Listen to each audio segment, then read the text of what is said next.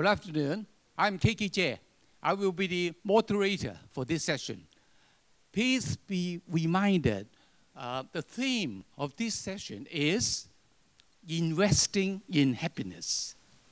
How to tell your impact story to social investors. So we are assuming that most of you are someone who may be a change maker or a social entrepreneur, and you want to tell your story to prospective social investors. So the theme of this session is to exchange ideas of how to tell your story. Now, I happen to have been investing in 8 social enterprises in Hong Kong. And I have heard many stories from people who would like to seek investment. Some stories are very inspiring, informative, attractive. Some stories are very boring, unattractive at all. And we will ask the panel members to share their views on this subject.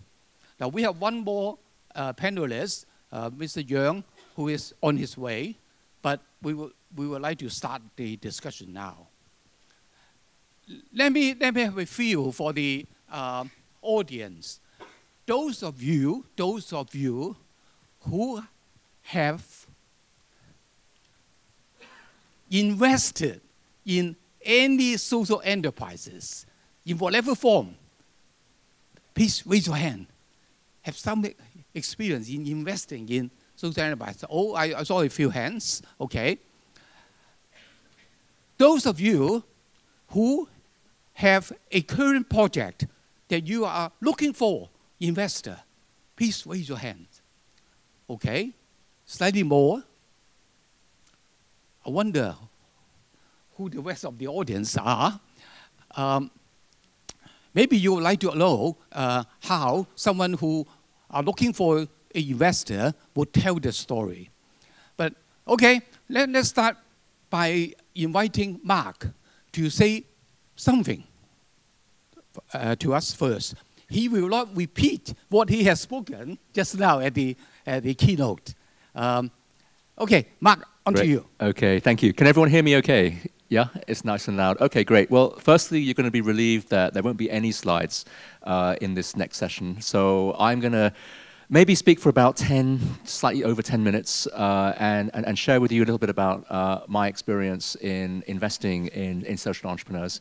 And then I think let's move to conversation and interaction as quickly as possible. So just to give you a bit of background, so I first got involved with investment about 12 years ago. I had been an investment banker for many years before then. And then in about 2007, 2008, I started to sort of come across this mysterious world called social investment. And in that time, I mean, there were almost no social investors, right? So, you know, in the UK where I was based, you could almost literally fit every single social investor in the country, certainly into a room smaller than this. And I don't think it would fill all the chairs in this half of the room. That's quite a lot. Yeah. Is that quite a lot? Well, and KK actually came over to the UK at that time. I remember we were in the Skoll Forum in 2007.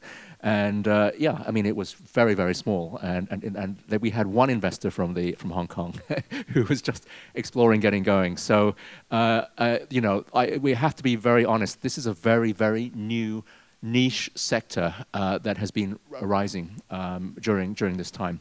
But you know, I came in with all these great ideas of, I'm from the city, I'm from banking, you know, I want to start getting involved with investment and see whether we can invest for social good.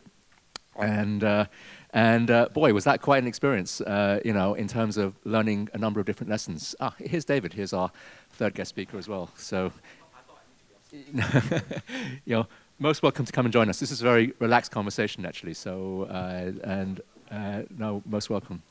Just getting going. And so let me share with you a couple of sort of insights and lessons that really came from that time. So what I began doing was I joined the Ashoka network, not as a fellow, but as a supporter. And one of the things that Ashoka does is that it tries to build a network of business entrepreneurs and business people to mentor and support the amazing social entrepreneurs that it finds. This is a really necessary and important value add. And the reason is because your typical social entrepreneur is a very unusual kind of business person, right? If they are a business person, right? Normally, they might start off as a brilliant teacher who develops a great idea for teaching in a better way, or a brilliant doctor who finds a great medical intervention, or it can, as I said, in the speech, it can come from really any background. So there's no assumption that a great social entrepreneur should either be a great business person necessarily, or a great finance person, or necessarily know how to raise finance. So, that's one of the big challenges of coming into this sector. The second problem is that the financial system is not designed to fund social enterprise, right? So, we have two kinds of systems. We have charities and foundations that are set up to provide grants to charities, right? Or we have investors in the form of equity and debt, which is designed to really fund for-profit businesses. So the first thing there is, if you are a social enterprise and you have a social problem you want to solve, but at the same time, you also need to be sustainable, you've got a challenge right there. Do you want to be a pure charity and get those grants? Do you want to be a business and really sell your ability to make profit? Because those two things may pull you in very different directions. And depending on who you speak to, you may end up with very different amounts of money, and you may have to tell your story very differently, right? Because the philanthropists only want to hear about impact, and the investors want to hear all about profit, exit, sustainability, and so on, right? And so you either have to do one of those stories. You either tell your impact story or tell your business story, or you have to do both. But doing both is very hard. And many people struggle with this dilemma. I think all of us in this room have wrestled with this many times. And when I first began investing in projects myself, I was looking at a number of different types of sector. So I began by looking in the renewable energy sector, and was fortunate enough to be one of the earliest investors in off-grid solar power back in 2008. At a time when it was just beginning to take off, right? Today, solar is very, very, in the news, and we have billion-dollar companies that are, household names now, Elon Musk and many others doing solar power. But back in 2008, it was seen as the expensive technology that, would probably never take off, and it was all green hippies who were doing it. And so to be an investor in that space was very challenging at the time, but we certainly had this view that this was going to be the technology of the future. And so we began to find companies to invest in. And when I was raising money for solar energy companies, it was clear it had to be done as a business. It had to be that we had to sell the market potential and the commercial potential of these companies that we were working with. So even though we were out in remote rural Rwanda and Bangladesh and very remote communities, even though the income levels of our customers was extremely low, $2 a day or less, we still had to make the commercial case for this technology. And basically, I had to go up to the World Bank and to many other investors and persuade them that even though it was 3 times as expensive as diesel and other competing technologies, within 10 years, it would be much cheaper. And so I had to tell them a story about growth and the future and how it would change. And we were very fortunate in to be able to raise several tens of millions of dollars for those companies, who today, several of them are now over $400 million in market value. And some of them are now, transforming off-grid communities across Africa. So, and the price of solar power, which at that time was $4 per watt, which is how you measure solar energy, is today less than 40 cents a watt. And so it's come down by 90% in that time frame, which is what launched the revolution. So that experience taught me that it is possible to make a commercial case for green, for social, right? But there are many cases where that's much, much harder. And so another area where I began to invest as a venture philanthropist was in education, which is an area that Lindy is very closely involved with and looking at as well. And here we began to hit a much more serious problem, at least from an investor point of view, which is that many of the most successful innovations in education don't lend themselves to profit necessarily. And not only that, but they may not even lend themselves to traditional metrics of success, right? So, for example, what happened was that in 2011, 2012, we suddenly started to discover all kinds of incredible organizations that were doing amazing work with young people that would enable a young person to come out and really, after being through their program, would be confident, have tremendous social skills, would be an incredible leader. We saw young people who were launching their own enterprises at the age of 14, and doing it. Really inspirational, right? But it didn't necessarily mean that they would get better grades at school. It didn't necessarily mean that they would go to university. In fact, many of them would go and launch their own ventures and not go to university, right? So, on traditional methods, that's not a success, but actually this was a tremendous success. And we're talking about girls in India, in remote rural villages. We're talking about, minority groups that traditionally would not get access to this kind of education, right? And so it's made me aware that there are some topics and subjects where traditional investment mindset may not work or may not work very easily.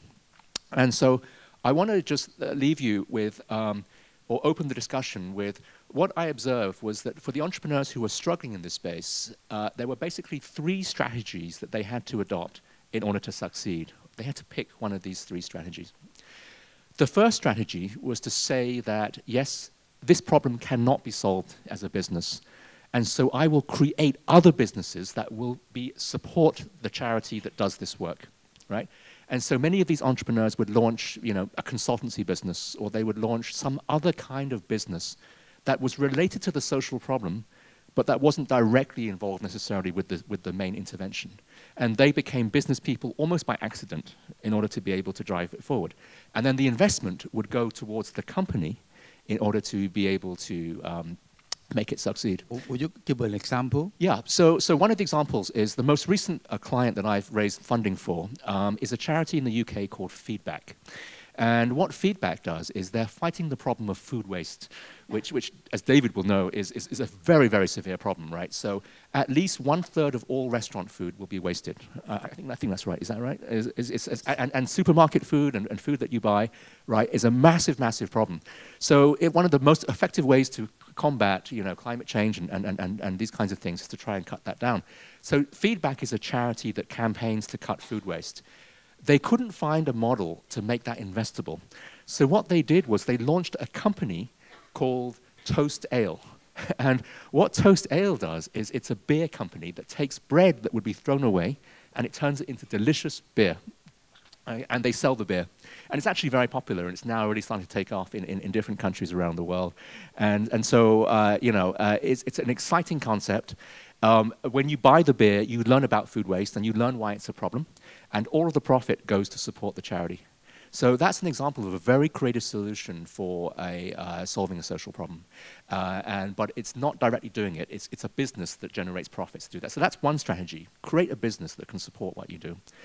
Strategy number 2 is to find a way to turn your social impact into a dollar figure that you can explain, and persuade investors to invest on you on the basis of the monetary saving that you are making to society as a result of this. So this is what the social impact bond does, right? So I don't know if people here know a lot about the social impact bond. I know some of you are actually launching your own social impact bonds in Hong Kong and developing that product. But the idea here is that social problems create waste. Waste can be monetized in the sense that you can put a dollar figure on how much is being wasted, whether that's food or, in the UK, for example, the problem of prisoners who reoffend, right? It costs £60,000 a year to keep somebody in prison. It's more expensive than sending them to Harvard, right? So if you have an intervention that can keep a person out of prison and safe and and away from that, you can show how much money you save, and maybe you can persuade the government to pay you that money, right? So that's another strategy, is put a dollar figure on it and try and raise investment on that basis. And then the third strategy is neither of those two. Don't set up a business. Don't try and monetize the impact, but try and persuade the investors that the value of what you do is valuable in itself, that there is value in investing in kids who become more confident, that there is value in investing to protect the environment and the animals, even if you can't put a dollar figure on it, right? And I've seen investors and entrepreneurs succeed with any one of these three strategies, right? You know, and I think you have to pick carefully, you know, which one you're going to go for, or in some cases go for more than one. But you know, none of them is easy. None of them is easy, right? And there are risks with each one. You know, if you launch a business, it might be a great distraction. If you try and put a dollar figure on your impact, you may not cover the main benefits of what you're doing.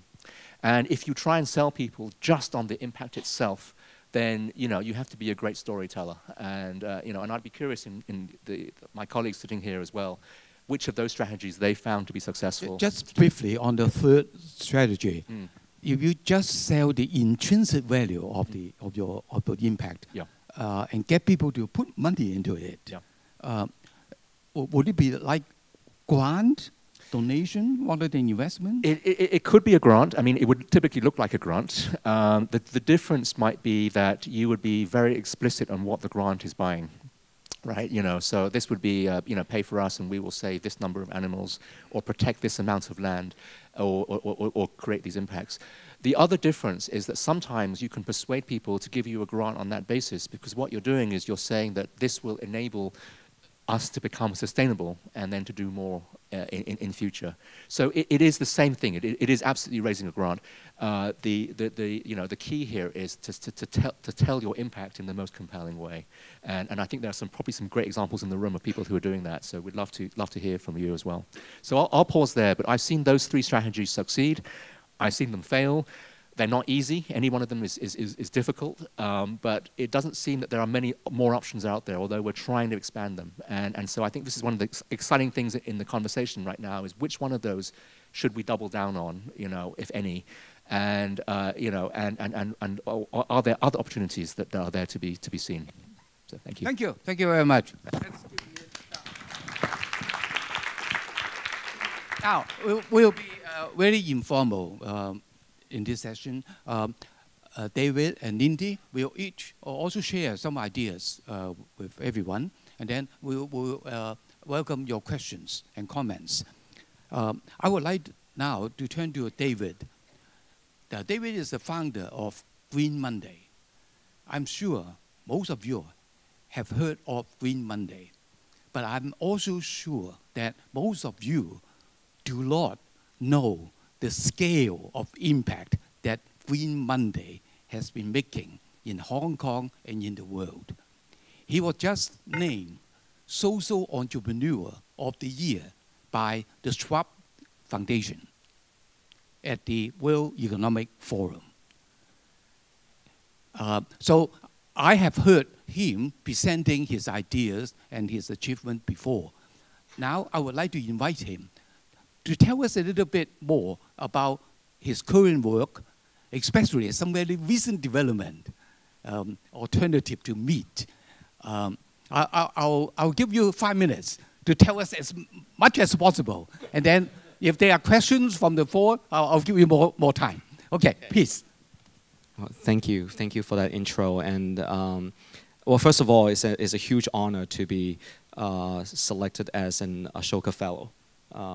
And also one of the first 2 from Hong Kong. The story of Green Monday, I mean, today people talk about, you know, how we're creating impact, how we are scaling impact around the world, and that is indeed true, and I'll quickly show you or share with you some of the latest.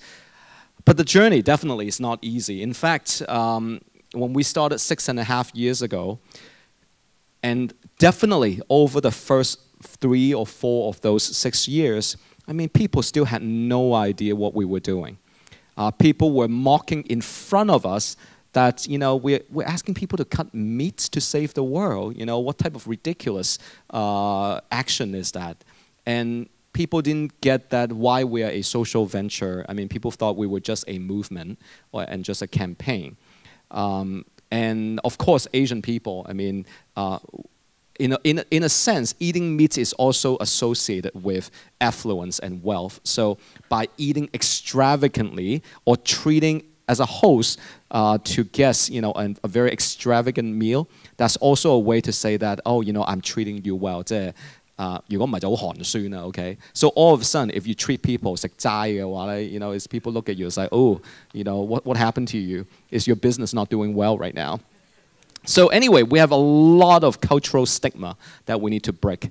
But now finally, I think 2018 is indeed a huge tipping point that people realize, people start to connect the dots, and more people around the world are aware that not just energy, not just transportation, not just single-use plastic, but our choice of food and food waste are actually huge contributor to climate change and all sorts of ecosystem problems. Today we have 7.6 billion people on the planet. Very soon we're going to have 9 to 10 billion. We have run out of food. The planet has already run out of food. That's why right now, every single day, if you turn on, open the newspaper, turn on TV, you see that there are some food scandals around the world. At this very minute, there is an African swine fever happening in China. And it is way worse than whatever you know. How bad it is that the Sichuan province just issued a ban 10 days ago stopping import of pork from any other provinces into Sichuan. It is horrible. It's severely underreported. But why is that? This is not just a China problem. It's around the world because we have run out of food. So the only solution over the last decade plus is that they keep adding hormones to it. They keep adding antibiotics, adding all GMOs. We have been eating junk. In fact, they have been poisoning us. So that's one issue of the lack of sustainability of our food chain is we are not able to feed people. Even, in the most basic way. Nowadays, what are considered the more upper scale or what are considered good food, right? It's not lobster, it's not, abalone or shark fin. It's organic food, right? But what is organic food anyway? Organic food means just not adding anything. So technically, organic food is just the most basic food. But basic food becomes premium because the truth is we have run out of food. So that's number one. And number two, of course, is climate change. The carbon footprint coming from the livestock industry combined is more than all transportation. So if we simply eat less meat, reduce meat, we are indeed saving the world. So I don't need to remind you that just 2 months ago we had the worst storm in Hong Kong, which was Typhoon Mangkhut. This week, still happening, California has the worst firestorm that is still ongoing, and thousands of people, tens of thousands of people have lost their home, and the economic and environmental damage is just beyond measurable. And that has to do with meat too. So on one hand, Green Monday, the social innovation part is we create a framework for people, for organizations, for institutions to act together. That is a social innovation. It's kind of like I tell you to eat healthier. It's like, guys, please eat healthier. Guys, please exercise more. Okay, that's a concept. But it's not actionable because what exactly is exercise more? But whoever created marathon, whoever created Olympics, create the framework on how we exercise. Okay, 5K, 10K, half a marathon, or full marathon. It create a framework. The guy who created the NBA did not invent basketball, but it create a framework for us to enjoy or for the players to play in the league.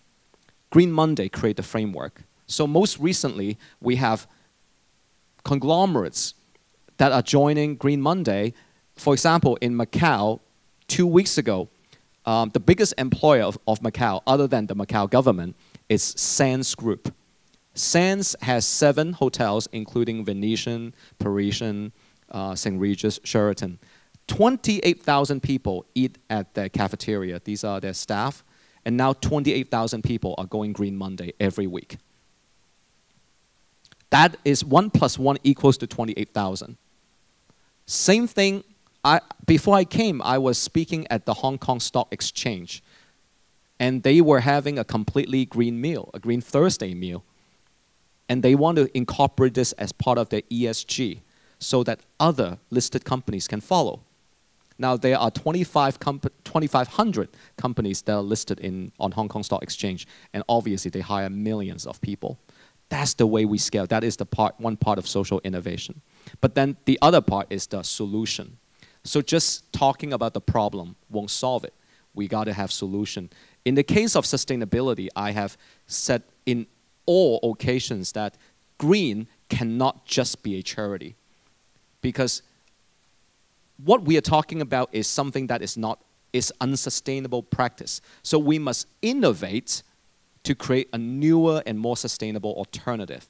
So in the case of food, there are companies like Beyond Meats that attract investment from Bill Gates, from Bidstone of Twitter, from Leonardo DiCaprio, and most recently, even Tyson, the biggest meat company in the world, has invested in Beyond Meat. And in fact, they just filed to go public very soon in the US.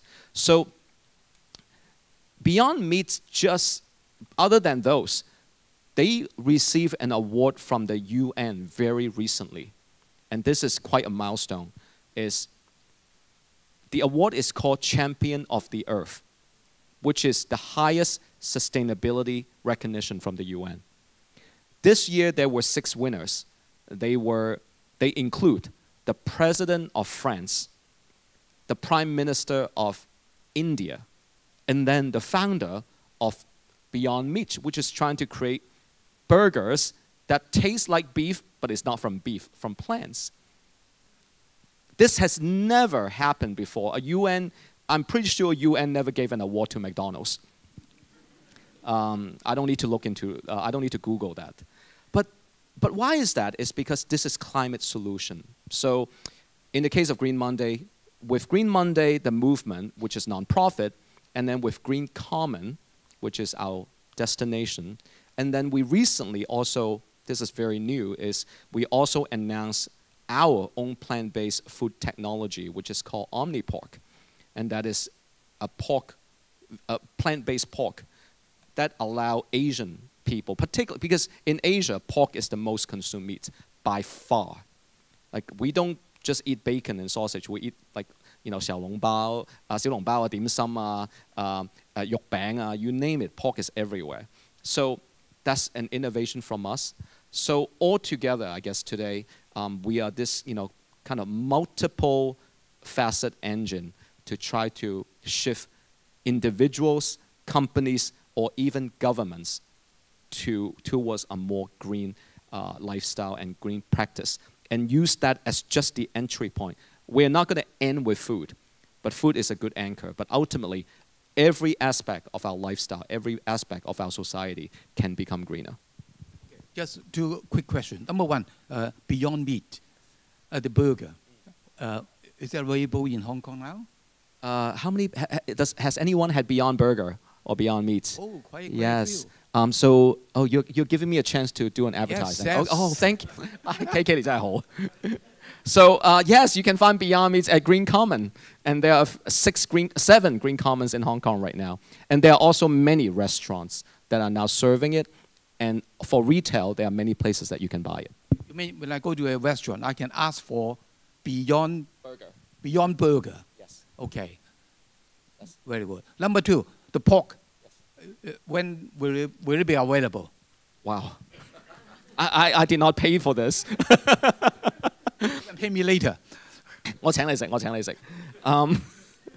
First of all, it is now available in many restaurants, also including Green Common, of course.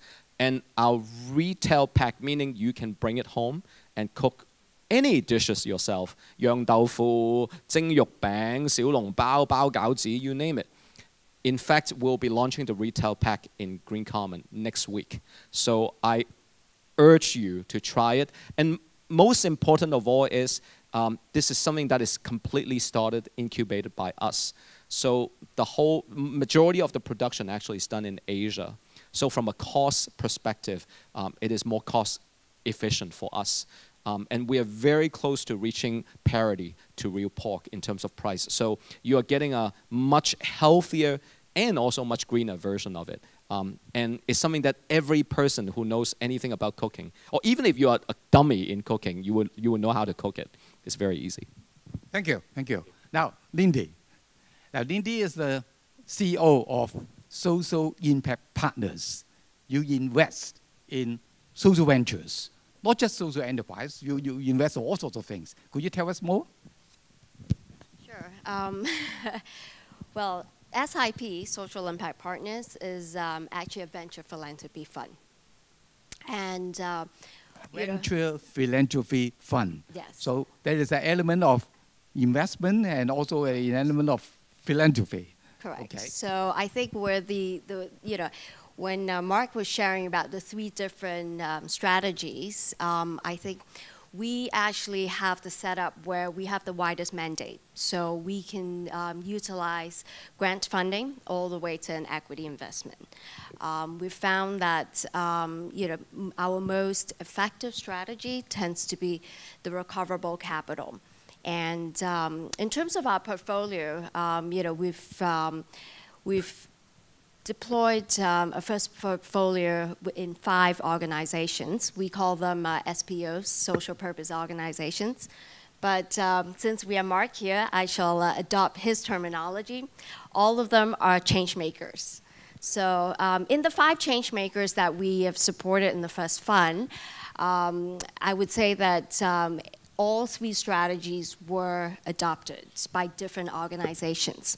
So you have the hybrid strategy that you described, where basically organizations have both a Section 88, a foundation entity, they have a corporate entity, and generally the corporate entity raises and earns its income to support a social program.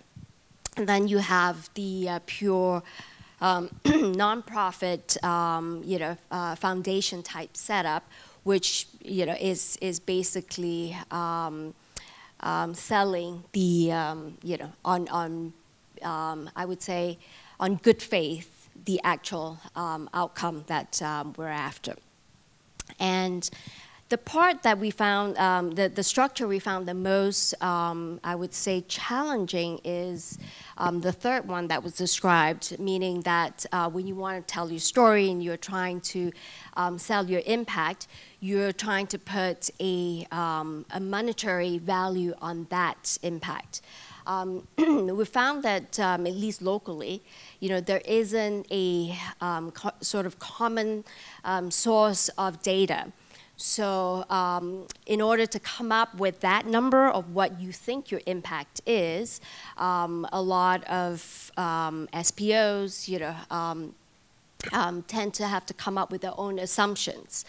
And when you have that situation with different sources of assumptions, it's a little bit of a garbage in, garbage out situation. So we found that to be less ideal. So I think of the 3 strategies, I would say that's the one that is most difficult to implement. Requires a lot more resources, a lot more expertise.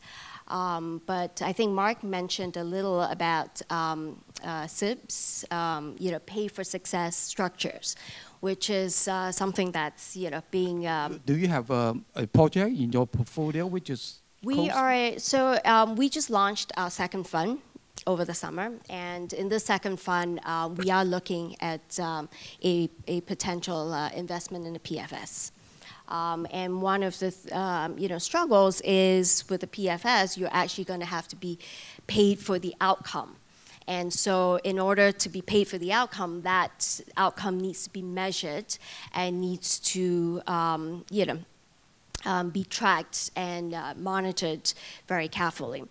I think that when you're talking about outputs, which as a investment criteria, all of the investees in our portfolio are asked to measure at least the outputs. Outcome tends to be a harder thing to measure because it takes, usually takes a longer period of time to actually collect that data.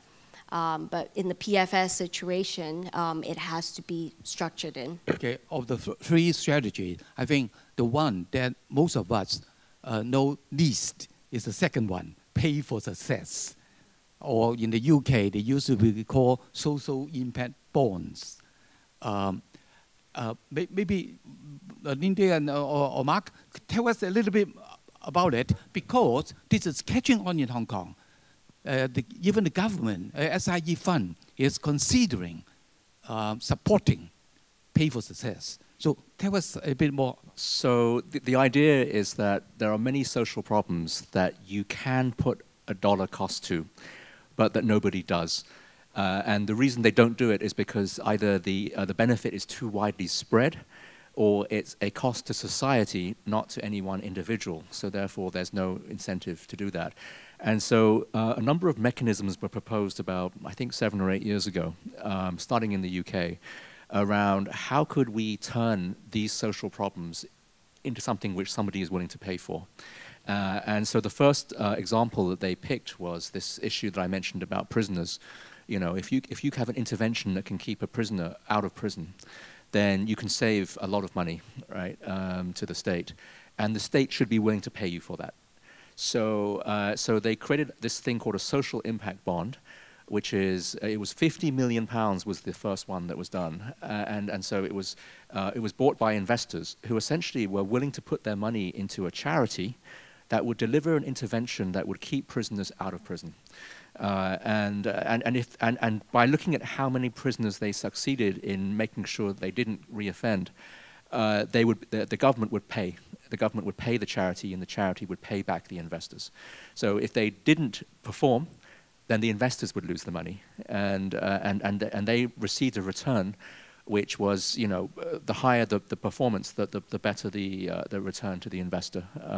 So that was the first one. That was 7 or 8 years ago, and since then there have been at least another 50 such ideas launched around the world, all over the world, including several now that are being explored here in Hong Kong. And you know, sort of, you could imagine the same concept could be done for ideas like healthcare, for example. If you can keep people out of hospital, you know, insurance companies should be willing to pay you for that kind of benefit. So if you can help people to live longer, if you know, all these kinds of ideas, right, which I think is very exciting. So the challenge is, how do you actually rigorously demonstrate that you can monetize that and that you actually deliver that impact? So it's an exciting series of experiments. The idea has moved recently beyond just governments paying for this. So in India, UBS Bank has just concluded, or is in the middle of doing an experiment right now, whether they can invest in charities that will help girls go to school. And it's a foundation that's actually agreed to pay for the results. So if they succeed in doing that, then it's philanthropists who will actually pay for that result. And so this idea, you can imagine evolving, right? And it could be very exciting as a way to fund social impact going forward. Lindy, could you tell us something about your background? About my background? How do we go from impact measurement to my because background? you have a kind of Asian background beyond Hong Kong. I would like you to share some experience outside Hong Kong. Sure, I'm happy to share that. I mean, you know, like Mark, I was in investment banking before, so saw the light, and really, you know, got myself into philanthropy. I lived actually for 11 years in Japan. So during that time was the go-go days of microfinance, and so a lot of my work at that time was fundraising for microfinance organizations. You know, I was involved in organizations that were raising funds for projects in Guatemala and also in India. And I think personally, I felt like, you know, that experience just highlighted that money really was not the main ingredient that a lot of these change makers really need. You know, I think one of the, you know, issues that we'll discuss is, how do you make them successful, right? How do you teach them to sell their story, to sell their impact? And I think, the venture philanthropy model really attracted me. It's a combination of providing capital, but also providing the non-financial resources that a lot of the change makers need. And I think, for SIP, impact measurement is one area that we focused a lot of our capacity building on, and in giving the right motivation to do this, we provide both a grant and also advisory resources to help change makers pursue that and put their efforts into that. Thank you. Thank you. Now, let me ask one more question for David, and then I open the floor. Now, David, Green Monday, from an outsider, wow, a campaign and movement. Are there any companies behind this? The Green Commons is a company, a social enterprise, or a for-profit company, or a B Corp, whatever. Is that the only legal entity of the Green Monday movement? No, there are actually 4 components under Green Monday Group, the umbrella of Green Monday. So first of all, the first one is called Green Monday Foundation, which is a non-profit. And anyone can join Green Monday. Anyone who joins Green Monday, anyone who wants support to join the movement, a school, a company, an individual, we support that wholeheartedly. It is an open source movement, so people don't need to pay us anything. Restaurants don't need to pay us anything. That's an open, so that's the NGO portion. The for-profit business include, the first one is called Green Common, which of course is the restaurant retail concept plus also the distribution network. And we focus entirely on the future of food. What is plant-based, what is sustainable food tech innovation. The idea is to create the new supply chain of food that is going to be much more sustainable and healthy for people. So that's one arm. Now, a fixed percentage of Green Common income goes back to Green Monday Foundation. This is on the receipt. Anyone who spent anything at Green Common, you will see that at least it says 1% for the planet. That 1% goes back to Green Monday Foundation to push the movement, because the movement itself doesn't generate income. Another arm is called Right Treat, and that is the food innovation arm. And under Right Treat is where we incubate and innovate Omnipork. That's company, the R&D team is based in North America, but the production is in Asia, with a focus to target the aspect that has not been developed, particularly with Asian food, because many of these food tech startups are more in the Western countries, such as in the US and Europe. So Asian, of course, is kind of the overlooked aspect. And finally, we have a tiny impact investment fund that also invests in other companies and entrepreneurs so that they can leverage our network to accelerate their growth. Each one of the for-profit arm are all meant to be solution to the problem, and a fixed percentage written on the M&A, a fixed percentage of the income goes to the foundation. So collectively, this is an ecosystem, and you can consider this kind of the 4 wheels of a vehicle. Thank you, thank you. Okay, very good. Questions, comments? Yes. Could we have a mic for the gentleman up here? Or the mic, Ava? I want to make sure that everyone can hear you. Yeah, Ava,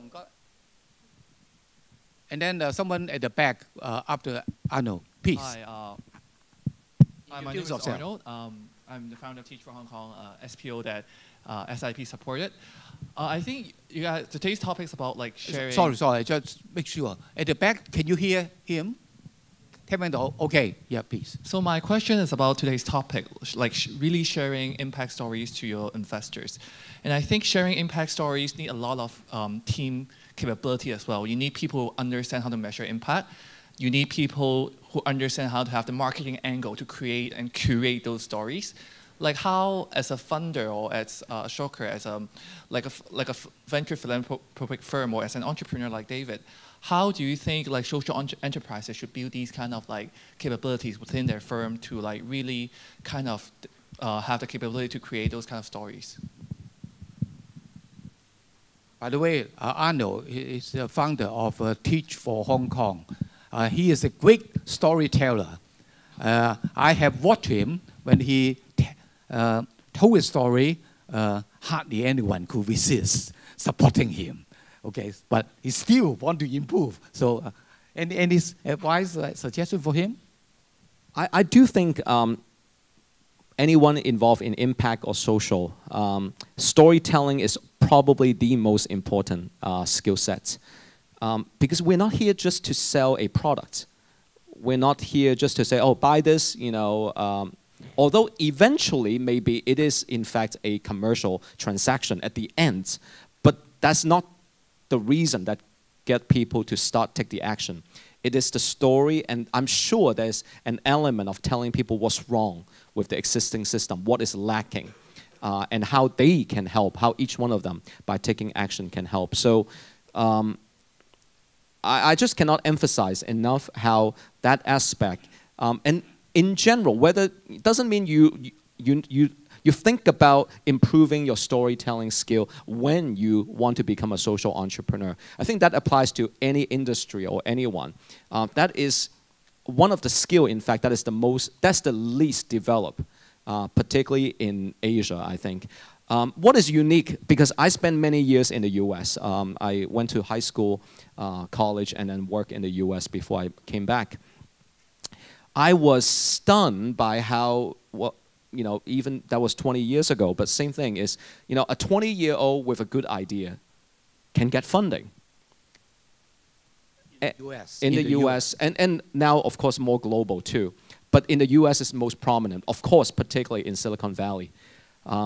Now, of course, there's a line between good storyteller and pure 吹水. So I don't know how to translate that. Yeah, so that's a line, of course. You know, you are not just making things up, but really being a storyteller. But if you can communicate that vision, and if you indeed have a plan on creating a solution, people actually are very compelled to support you. And I absolutely believe that that type of ecosystem and that type of skill set training should be developed here in Asia as well. Yeah, Mark? Yeah, no, I fully agree with that. Storytelling is the most important thing that you can do as a social entrepreneur. You have to be able to communicate the value and the impact of what you do. Now, just a couple of things around that. Number one, it can't be outsourced. In other words, you can't hire a brand manager to be your chief storyteller, unfortunately, because it needs to come from you. It needs to come from the CEO and the top team who really live and communicate and breathe that message. So that's number one. Number two is it has to. I've seen a number of people who've tried to tell their story in a number of different ways, and some of them are less successful than you might think. So, for example, a lot of social enterprises will spend a lot of time hoping that a university will come along to write a study on what they do. And they think that presenting the university study will be the key that unlocks the investors' funding. And unfortunately, I've rarely seen that to be the case. I think that investors really want to hear more directly from the CEO and the management team why you're creating impact, and for that to be conveyed in a way that's relatively simple and easy and to understand. So some of these strategies around outsourcing, whether it's to an in-house brand manager or whether it's to a university to validate your work, tends to be less important. I think that university work, by the way, comes in more usefully, but at a point when you're scaling up, not necessarily when you're going. What else can I say? I think the story has got to have a positive essence to it. In other words, so much of what we do as social entrepreneurs is try and scare people or beat people into doing something because they should do it. That very rarely works. And I think Green Monday is a brilliant example of that. You know, David tells incredible story about, you know, climate change and the challenges, but Green Monday sells because the menus are really good and there is a positive lifestyle there that people aspire to as well. If you can't tell that positive side about it, making it attractive, it's very, very hard to get this off the ground. I don't know if you want to comment further on that. Since Mark touched on this point, there are many, when it comes to green, there are a lot of tree huggers, equal warriors, and they're very passionate about spreading the sustainability message, which is great. However, we gotta be sympathetic to people too, which is, you know, they cannot turn from 0 to 100 overnight. Just like you cannot ask them to just, oh, give up meat and then could become vegan tomorrow. So the shaming, blaming, bashing, guilt-tripping approach doesn't work, even though your message is indeed true. So that is the ironic thing about the inconvenient truth, right? Is it is inconvenient, and because people tend to say that, oh, you know what, tonight is Thursday night, tomorrow Friday, let's enjoy the meal first before we tackle that or we think about that. So we turn it into a positive. Instead of using words like meatless, meat-free, or even, you know, the word vegan, because that pretty much means you need to be perfect, not touching any animal products. We create Green Monday, which is, hey, 1 day a week. You know, a very inclusive, very easy to start platform. But at the same time, Green Monday is a very friendly trap, because once you start, it's kind of like, just now we were practicing yoga down upstairs, or let's say you do running or exercising. Once you feel good about that exercise or yoga, you start to escalate and become your own habit. So of course, Green Monday doesn't stop at 1 day. So that messaging, storytelling, and the skill related to messaging is indeed very, very important, and positivity. Lindy. I think it's also important to ask who your target investor is. I mean, you know, you're maybe raising funds from a traditional foundation versus on the other end, an impact investor. I think what they're going to require from you is very different. So, you know, telling the story is important, but knowing who your audience is equally important. You know, one of the things that would, you know, lend a lot more credibility is collecting the data. You know, and I feel that, you know, that part has to be done with the right motivation, collecting the data and, you know, measuring your impact. One of the things that, you know, I think Arnold has heard me say this before, which is, you know, that it has to be something that you incorporate into your operations. Let that be a feedback loop into informing yourselves and the management decisions on why certain things are working out and certain things are not. Do that as part of your operations, and, you know, don't see it as something that your funders or your investors are demanding of you. And I think, you know, that would make it a lot more, the commitment will be much stronger. Okay, there was a question over there. Anyone? Yes, please. Eva, 可唔可以俾個咪個？係，好，麻煩你幾。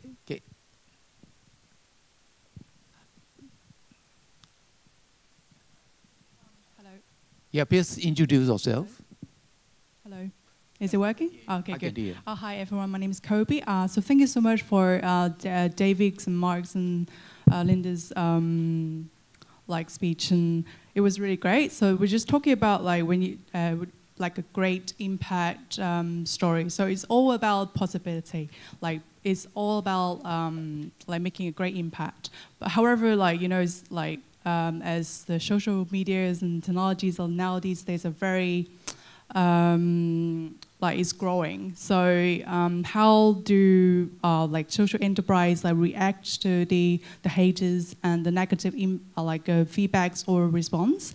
So what my question is like for investors point of view as well as the social enterprise point of view, like how do you respond to that? And do you give like, do you have any tips for a new startup, like the new social enterprise startups?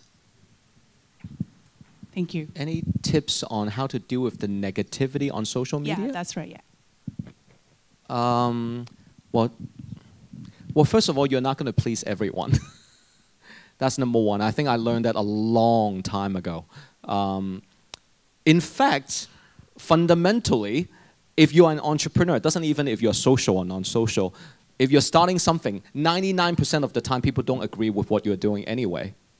So yes, get used to it. Yeah, not just on social media, but in real life. No, but by definition, right, if you're starting something that's disruptive, that is innovative, if it is true innovation, then chances are it means not too many people, or maybe no one had done it before. That means you are against the wind by default. So yes, I'm not too concerned. Now, of course, you don't proactively just trigger some 公關災難, okay? Yeah, I mean, you don't proactively create that. But no, I mean, social media, I think, works to our benefit and to a lot of social enterprises tremendously, because that's the fastest way for us to connect with the like-minded people, not just locally, but globally. Again, whether it's LinkedIn, Instagram, Facebook, you name it, it's the fastest way to connect the like-minded. So I find it to be extremely useful and, of course, a very scalable way to spread the message. I fully agree with that. By definition, if you're a social entrepreneur, you're doing something which is going to be considered very crazy by the mainstream, and therefore you have to have a very thick skin and be willing to take that. Having said that, I do think that any social enterprise launching today must have a social media strategy, and so it's important to be on top of that and to be broadcasting. And the way that I would say about it is that, look, whatever topic it is that you're trying to do or to move the needle on, it's not necessary at the beginning to change everybody's mind. In fact, you almost certainly won't. But what you do need to do is you need to be able to build your own tribe, which is the people who believe in you and your cause. And social media is a great way of uniting that tribe together. So you have to be able to use the tools of social media to your own end, which initially is to build the tribe of people who really get around you and believe in that idea. Done well, it can be really powerful, and that becomes your community to grow with. Would echo Paula's comments earlier about intellectual inbreeding. Sometimes when you get contrarian views and people that may not agree with you, as long as they're done politely, respectfully, and constructively, I would see that as a positive. I would like to propose we stop for 3 minutes, and I would like to encourage you to talk to the person next to you. What have you gained from the discussion just now? Just try to pick up 1 or 2 things that you think the panelists have enlightened you. Okay, 3 minutes. Talk to the person next to you.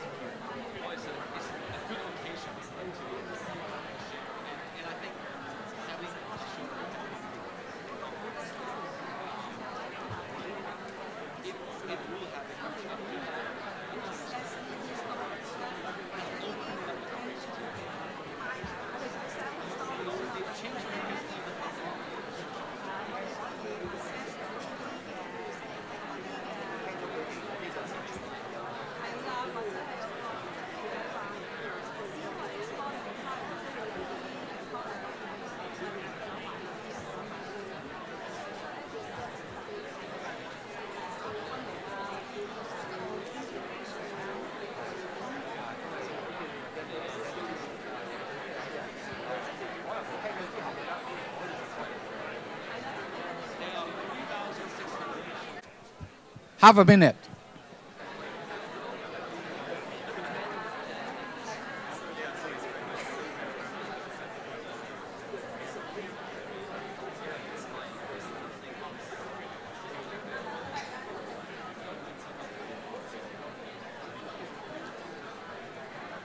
Okay.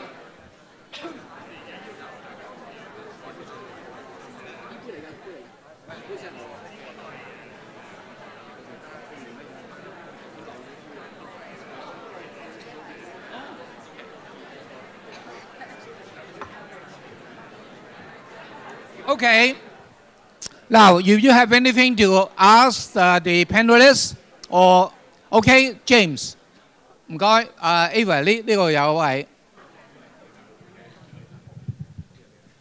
Yes. 喂，聽到。James Leung from CUK Charity Alumni Foundation. Just some response to Mark's in your just presentation. You mentioned about fee strategy, and also you mentioned about Yunus in your keynote speech. 40 years ago, he started his Grameen Bank in Bangladesh, then promoting social business across the whole world. Summarizes his idea in a recent book last year, The Fee Zeros. Apart from what you mentioned, the fee strategy, are there any other, the fourth, the fifth strategy, when we want to pitch some project to the investor or the philanthropy people? For example, according to my understanding of Yunus' conception of social business, he is not concerned about the financial return, concerned about the financial sustainability. But they will not give financial return to the investor. I will pay back you, the principal, but not any interest. So it is another way of thinking about how to pitch your projects to such kind of so-called investor or supporter. No, you no need to ask me about the return. I will not pay the interest to you, but I will pay back the money to you. Of course, you have to identify with my mission, this project, the social. So I'm just asking the question: are there any other ways in pitching so-called our project to those potential investor or philanthropy foundation? Yeah. Thank you. Thank you. Good question. Should I come straight back to that? Yeah. So thank you. It's a great point, and I think there are a couple of other strategies which we can go into. So I think one of the most important things is to understand the difference between a donor mindset and an investor mindset. So typically, when you go out to a donor and you ask them for grants, what you're doing is you're basically treating them as your customer. And you're selling them social goods, give me this money and I will deliver 1,000 workshops, or I will educate, this number of children, or whatever it might be. And there's a fundamental difference between the donor mindset and the investor mindset, which is that if the donor comes thinking they are a customer, then essentially your pitch is going to be around how much are you going to deliver, right? So, how many workshops or whatever it is. Investors think differently, because with an investment, what you're looking for is money that will build your capacity of your organization to be sustainable. So in other words, an investor wants to give you the money, but hopefully you won't come back for it again and again and again. Unlike a donor, where it's every year, you may need more donations to keep going, because essentially you're doing more and more of the same thing. So the emphasis that I would put is when you're making your pitch, when you're making your story, is it, please give me this money and I'm going to deliver 1,000 workshops, which is a customer mindset? Or is it, give me this money and with it I will build the capacity of this organization such that I won't need your money in future, right? Or we can grow and we can adapt and develop new revenue streams and what have you. And those are very different pitches. So I think the way I would characterize what you just asked is which one of those is appropriate in your situation? Are you pitching for investment to build capacity, or are you selling goods, social goods, to a donor essentially? And the thing is that you can make that pitch whether what you're looking for is investment or donations, right? Because venture philanthropy is all about that investment mindset, even though it's a grant. It's about building the capacity so that you can be better at doing what you're doing. So it's not necessarily a different strategy, but it's a different way of pitching, which is the pitch for capacity. Give me the money so I can build my organization, right? People, traditional donors don't like you to have money for your fundraiser, for example, or they don't like you to have money for your overhead. Well, the investor mindset's completely different, right? They do want you to have overhead because they don't want you to starve next year. So that kind of strategy can also be very, very powerful. And Lindsay probably sees those all the time, right? Yes, please. I mean, we're a social investor, And even if we're not, focused on the financial returns as you had described earlier, it's the social returns that we care about. And for us, one of the key things that we would expect an organization like you to pitch is the scalability of it and the potential sustainability. So, you might not be immediately, going to be able to earn your keep and break even, but the very fact that you're working towards that goal, the eventual sustainability would be important to us. Okay. My comment on this is something like this. When Professor Yunus was in Hong Kong, I had a conversation with him. You see, he thinks that for corporates investing in social enterprise, the corporates should not expect any return. They should only expect maybe the initial investment to be returned to them, but not any interest or dividends.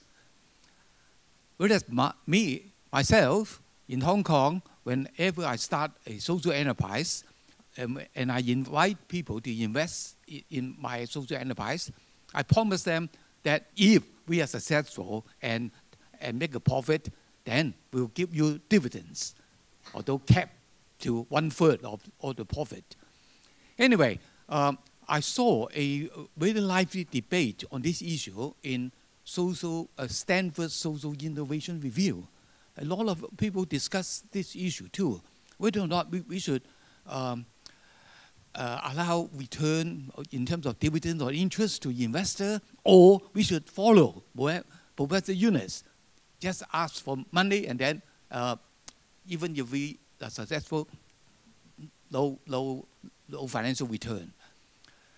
It seems that the response to the debate that I like best is Professor Yunus. He has got the Nobel Peace Prize. He could attract investment like that. People are ready to put in money, and then you just do whatever you think is necessary, and then I shall be happy if you just give me back the money in 5-10 years time. But for all ordinary folks like you and me, we can't. We have to allow investors to receive dividends or some form of compensation for the use of their capital. Anyway, that is my take on this. Okay, now there's one question from this lady. She just came out and asked a question in Cantonese. Let me put it to the panelists. She's asking,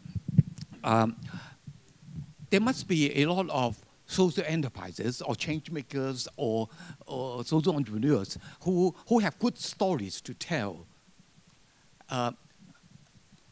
She's asking, like, from a corporate point of view, where can we hear these stories?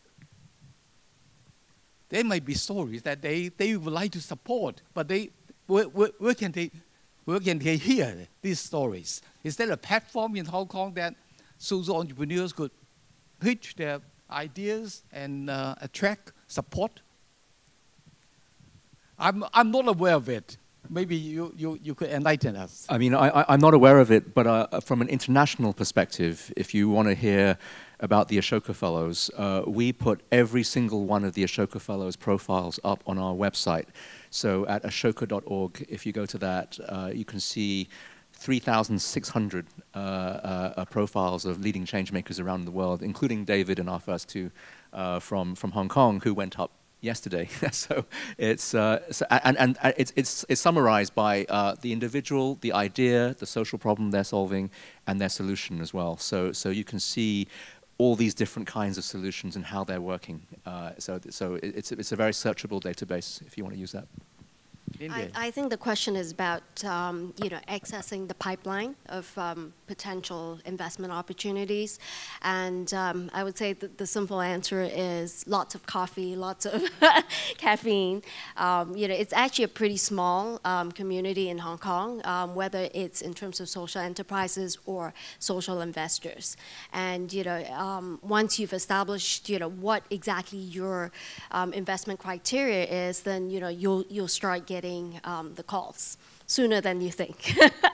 And also, I think there are accelerators that exist in Hong Kong, some of them with very specific focus on maybe aging projects for the aged. So depending on what your interest is, your issue or sector focus, there are accelerators that could possibly give you that contact. Okay, actually this is a very good question. Now, the Social Enterprise Summit, this year is the 11th year. I still remember in the second year, we started what we call Social Investment Forum. We allow social entrepreneurs to come on stage to pitch their ideas and see if the audience would like to support them. But unfortunately, that forum was not successful. And since then, we scrapped it. We haven't done it since. Maybe the time is now to reconsider this idea. I think the past 10 years or so, things have changed quite a lot. There are now more change makers, more aspiring social entrepreneurs. I'll let the organizing committee know about this idea and see if we will revive this forum. This is very unfortunately. Like Lindy would know. Now, at least you know Lindy now, social impact partners. You can approach her or me. I'm the chairman of Social Investor Club, but hardly anyone knows us. And if you have a project, you could come to either us or David's. Small fund, but his funds grows very fast. So anyway, so thank you for your question. Now, we are running out of time. Let me end this by telling my story. This is my story. This is a booklet. Just came out from the press. The title is 百歲青春. Actually, it is a series of 5 articles that I recently published on a book. The book is in English called The 100-Year Life, written by 2 London Business School professors. Very good. I think everyone in this room should read this book. I read a lot of books. I never written any reviews as such, and this is the only book that I took the trouble of writing a series of 5 articles on it. And this booklet is the 5 articles. Anyway, but in the process of writing it, I wrote the reviews in Chinese. Originally, I called it 百歲人生. But after talking to a number of people, now this has to do with storytelling. When you have a story to tell, you have to rehearse it many times. You talk to many people before you talk to the potential investor. And when you talk to people, you should judge other people's reaction. They will give you feedback. Sometimes the feedback is silent. Sometimes you have to feel it. And then I felt something very wrong with my original title, 百歲人生. 百歲人生 sounds so remote, so cold. Whereas 百歲青春 is more dynamic, cool. Actually, the thing is, the book says people in the 21st century, on average, live 30 years longer than people in the 20th century. But most people do not know what to do with these extra years. They are unprepared for it. And one aspect of unpreparedness is financial. Many people may not have enough savings to enjoy full 100-year life. Anyway, this is my story. In case you would like to have a copy of the book, free of charge, come out. My colleague, Dr. Hui, will let you have a copy in exchange for the name card. Okay. And this is for you. Okay, thank you. Okay, thank you, the panelists. Thank you for all you for joining us. See you later in the summit. Thank you. Question there.